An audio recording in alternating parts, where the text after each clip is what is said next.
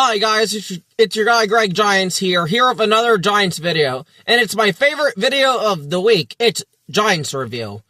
Now, of course, we ended up losing 24-20 against the Chicago Bears, blowing a double-digit lead in the fourth quarter. And the Giants, the last 4 times they've been on the road, they have blown a double-digit lead each of the 4 times and have lost every one of those games. Which leads me to this.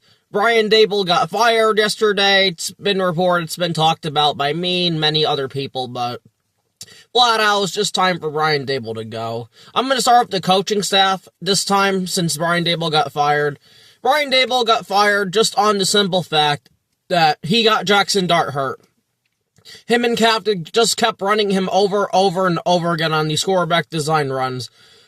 And at the end of the day, Jackson Dart got hurt. He got concussed.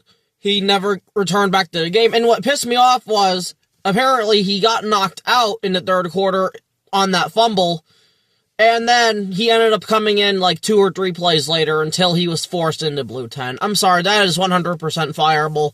And John Mara, Steve Tisch, and the Giants ownership group did the right thing by letting go of Brian Daboll. I've been an asshole to Daboll, I really have, even on Twitter and shit, but overall, I hate seeing someone lose their job. I wish Brian Daboll the best. I wish him and his family the best of luck.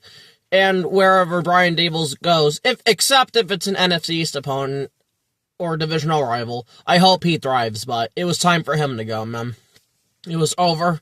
Whether it's true he got a start or not, or rather he got his neighbors or not, I appreciate that.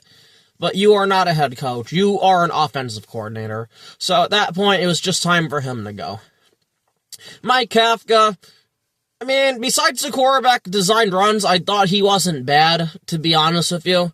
So that's good. But now he's going to be the interim head coach. So, see, that's tough. Because the Giants haven't had an interim head coach in a very long time, I don't think. Because usually we'll wait to fire our head coaches at the end of the season. Really, I think this is the first time. I think the last time we fired, rather a GM or a coach middle of the season was Jerry Reese, I believe, like week 14 or week 15 or some shit like that. Maybe it was McAdoo, I can't remember, but still, it's been a long time since we've dealt with that. Then shifting over to Shane Bowen on defense, again, it's harder for me to blame Shane Bowen when literally this defense could have sacked Caleb Williams 5 to 6 times and they just could not bring him down. I'm sorry, man. Now, apparently Brian Burns was in coverage on a play or two on the last drive or whatever, but at the end of the day, just bring Caleb Williams down, man. They had opportunity after opportunity because they were trailing, and they just couldn't bring him down. That's what angers me with this defense. It's just absolutely ridiculous. But like I said, Shane Bowen also needs to go too, so he's not exempt from this, even though it's been the defensive player's fault for the majority of the year, but Shane Bowen should be shown the door at the end of the season, so. But now, I'm going to get into the offense. Jackson Dart was 19 for 29, 242 yards, no passing touchdowns, no passing interceptions, 6 carries for 66 yards and 2 touchdowns.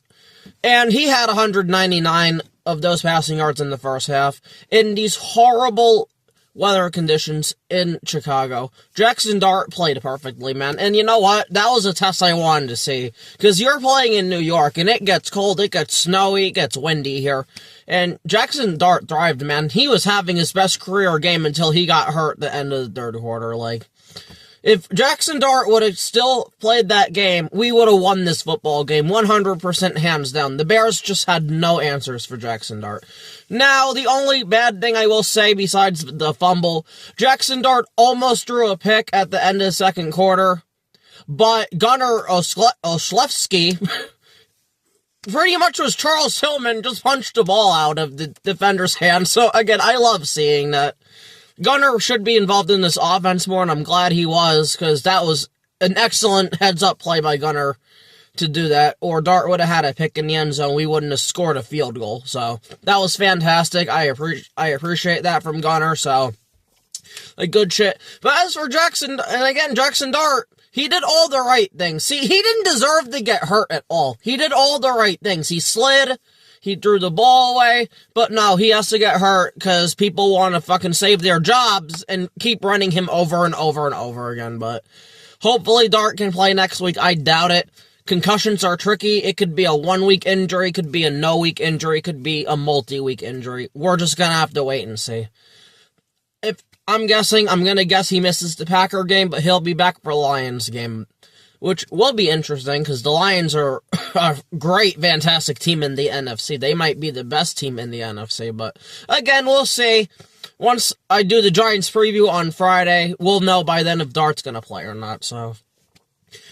Russell Wilson, he came in the fourth quarter. He went 3 for 7, 45 yards. He absolutely just sucked, man. Russ couldn't do a damn thing. And most of his yards was on a Singletary pass that Singletary just made guys miss and just ran over people. That was the best play I think I've ever seen Devin Singletary make a Giants uniform. Like, that shit was impressive, man. So, good job, Devin Singletary, but unfortunately it just wasn't enough, man. Speaking of Devin Singletary, he had 8 carries for 20 yards along with his, 3 receptions for 53 yards as a receiver. So, Devin Singletary overall had a good game. Tyrone Tracy, 14 carries for 71 yards. That's 5.1 yards per carry, but he did not score a rushing touchdown. Tyrone Tracy started to get hot late in the fourth quarter on that rush drive. They just could not stop the Giants' running game, which really surprised me because with Dart being out, Russ being some shit, I thought they were going to hone down on the run, but they couldn't. And this is the first time, I believe, in 14 games or 15 games that Tyrone Tracy has rushed for over 60 yards, so that's good to see. So, that's nice. Wide receiver-wise, Darius Slayton, and I would like to apologize for not giving guys credit yesterday, because I absolutely lost my mind. A lot of guys deserve credit. Darius Slayton is one of them, man. 4 receptions for 89 yards, and he had an excellent one-handed catch on, I want to say it was Tyreek Stevenson. Like, that was a great play by Darius Slayton. If we could get that Darius Slayton more consistently than not, we wouldn't all hate Darius Slayton, want him off the team. Darius Slayton played great yesterday, man. I gotta give him his credit where it's due, and he deserves it yesterday. Like, he played fantastic, man. Again, he's not a wide receiver 1, he's not a wide receiver 2, but if we could get 4 receptions for 89 yards on a consistent basis, I'll take that, man.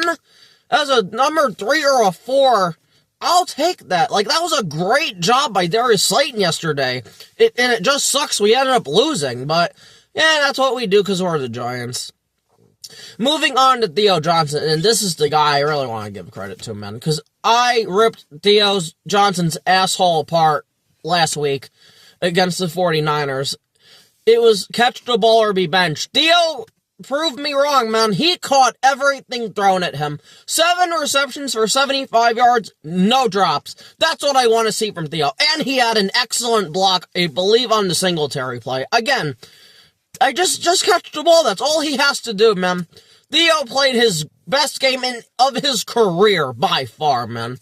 That's the Theo I want to see 13 or 14 out of 18 games, man. Excellent job by Theo Johnson. Excellent job by Theo Johnson, man. I couldn't have been any happier with that performance. He played great. He was constantly open in the middle, making catches. Just, again, that's what Theo could be Gronkowski. He has the perfect size, he has great speed, and he has great blocking. Theo's a project, yes, but if it pays off, man, he could be a top 5, top 3 tight end. I'm not even joking. That's how good his potential is. But he's got to show it more often. He showed it yesterday. Just a great job by Theo Johnson, man. That's what I wanted to see after I ripped them apart, and he did it.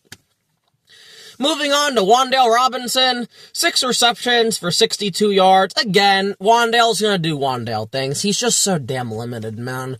He had, I believe, a drop or 2 where just he couldn't reach the ball because he's so limited. Like, this is my problem with Wan'Dale. When he gets the ball in his hands, he can do stuff. He broke a tackle yesterday, which makes me happy, but again, I don't know if I want to re-sign Wan'Dale Robinson, man. Like, that's gonna be tough.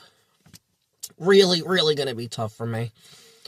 So, that's it for that. Moving on to the offensive line, and as usual, I'd like to thank Doug Rush for providing the stats on Twitter via PFF. I don't have time for that, so I appreciate you, Doug Rush. Thank you very much, man. His Twitter will be in the description, so please follow him. He's a good dude, and he deserves it, so... Anyway, Andrew Thomas, he's just a fucking beast. Like, again, that's all there is to be said. 0 sacks allowed, 0 hits, 1 quarterback hurry, and 1 pressure. And he had an 89.7 overall grade, a 91.9 run blocking grade, that's considered elite, and an 85.2 pass blocking grade. Again, Andrew Thomas just a fucking animal, man. Now, this Bears defensive line, they're not the strongest when it comes to getting sacks and stuff, but it doesn't matter. It doesn't matter, man. Like, he already shut down the Broncos defensive line, Eagles defensive line. It doesn't matter. I want to see him versus Hutchinson. That's going to be fun, man. Because I don't think we've seen that once yet. No, we did in 22, but I don't remember. And also, Hutchinson was a rookie, so that's kind of unfair, but... Or maybe Andrew didn't even play that game, who knows, but... He'll face Micah Parsons this week. He owns Micah Parsons, I ain't worried about that. And then, Hutchinson, I am very interested in that matchup. I think that's going to be the... Oh, no, we face the Raiders, so he'll also face Max Crosby. That's going to be fun also, but... Cannot wait to see Andrew Thomas versus Aiden Hutchinson, so... Again, just Andrew Thomas is an elite left tackle. He's the best left tackle in football, and the guy is just a winner, man. Just wish the team won more, but moving on to Jon Runyan Jr., he didn't allow a sack, 0 quarterback hits, 1 hurry, 1 pressure. Again, when you have Andrew on your side helping you, and again, I don't want to not just give Runyan credit, I really don't, because Runyan has been solid for most of the year, but... Having Andrew Thomas helping you and shit on your side makes life easier, so... Jon Runyan, another solid, good performance. I just want to see that more from him. I think excellent job by Jon Runyan. Austin Schlottman, he ended up playing and filling in for John Michael Schmitz, who's dealing with a shin injury. 0 sacks allowed, 0 quarterback hits, 1 hurry, and 1 pressure. Again, Schlottman... Backup center, played pretty well. His run blocking grade, I think, was a bit higher this week, but again, like, he's a backup center. If we could get this type of production from a backup center, I will take that 10 out of 10 times, like. And also, a big part of it's Carmen Barcelo, man. The guy needs to get more credit. Like, Carmen Barcelo, we got him from the Raiders, and the guy has been a godsend, man. If it wasn't for Carmen Barcelo, I don't know where this offensive line would be. Andrew Thomas would have been fine, but everybody else, I have no idea, man. So, excellent job by Austin Schlottman. Don't know if JMS is going to play next week against the Packers. My gut tells me probably not, so we'll see Schlottman again. But, still, good job, Austin Schlottman. I give you your credit, man. Moving on to Greg Van Roten. 0 sacks allowed, 0 quarterback hits. 2 hurries and 2 pressures. He wasn't perfect like he was last week against the 49ers, but still a solid performance for a 35-year-old guard who's honestly on his way out, if not a backup next year. So, good job, Greg. I appreciate the effort. Thank you. I just wish we would have won, but good job, man. And then, last but not least, for the offensive line, we got Jermaine Illuminor. Now, Illuminor did the worst out of everybody on the line, man. He allowed 1 sack, 0 quarterback hits, 1 hurry, and 2 pressures, man. And Illuminor will have a game or two like this where he just allows a sack for no reason. I think he also had a false start and maybe a holding penalty. I'm not too sure, but he'll bounce back. Illuminor's fine. But then you get the Giants crowd. See, this is why we shouldn't resign Illuminor. Shut your ass up and go sit down, man. The fucking minority part of the fucking Giants fan base. It's just, Jermaine Illuminor shouldn't be signed. Like, come on, man. Please. I love Marcus Bo. He ain't ready yet, so. Jermaine Illuminor, good shit. Oh, and I forgot, this was his first game back from injury. Yeah, because Bo played last week, so. Alright, so it's like, give Jermaine a break, people. Like, hop off the guy's dick, but So, that's the offensive line, and then just the defense. Unfortunately, Bobby Skinner did not post the defensive line stats yesterday. I don't know if he's going to, but by the time I already have the video up, so. The defense, again, just could have had like 5 to 6 fucking sacks, man. And this is the shit I'm getting tired of. Because I know they'll have good grades because they got pressures, they got quarterback hits. I'm sorry, man. I know pressures are good. I love pressures. I love me some pressures. Don't get me wrong, in quarterback hits and hurries. Sacks end plays and end drives, and that's what the Giants needed, and we couldn't do that at all. But I will say, Dexter Lawrence and Abdul Carter did have 1 sack apiece, but they got wiped away by secondary penalties. I think one of them was a pass interference or illegal contact by Deonte Banks, and then the other one was Cordell Flott. You can't do that, man. I don't care who it is. It's like, the defense they don't help each other. It's like, rather the defensive line doesn't get there and the secondary gets burnt in 2 seconds, or the defensive line gets there, but a penalty. It's just like, come on, man. Like, we need the defense to start clicking like a well-oiled machine, and they're just not doing that. And like I said, I'm not gonna sit here and blame Bowen. Bowen didn't miss 5 to 6 sacks. Bowen's not out there getting penalties. Now, Bowen can't put Brian Burns in fucking coverage on the last drive, which I didn't like that shit. I saw that. He should be rushing the passer. But, again, not just Bowen, a bunch of defensive coordinators do that shit, man, and I hate it. Absolutely fucking hate it, for real, man, but the defense needs to just do better. You can't blow a 10-point lead with 6 minutes left. For as shit as Russell Wilson was in the 4th quarter, and as shit as Ryan Dable is, this loss was on the defense again. Period. It's like, it sucks Jackson Dart got hurt, but I'm sorry, help your fucking quarterback, man. Gotta stop.